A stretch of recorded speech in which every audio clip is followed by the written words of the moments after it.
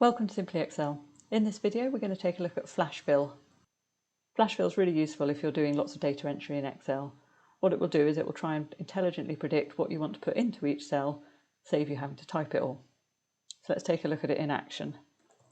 So if I type Alison Felix to get the full name of the athlete, and then come down to the next available cell and start typing the first name, you'll see that flash fill's popped up a suggested completion for all my data in that column.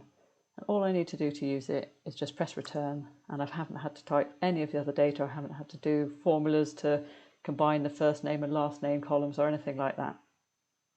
So if maybe your flash fill isn't working for whatever reason, you can force it to run manually. So if I type in this box now, I'm not getting the flash fill suggestions. So what I can do is if I escape out of that cell and come back up to the first one, come up to my data tab, and then over to my data tools area, and this one here at the middle at the top is flash fill. Click on that and that's just filled my entire column.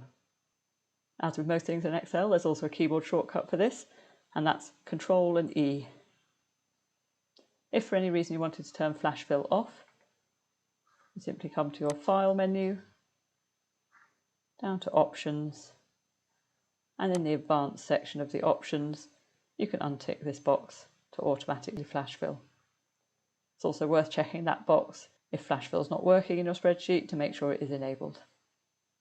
I hope you found this quick overview of flash fill useful. Please like and subscribe to my channel for more Excel tips. Thanks for watching.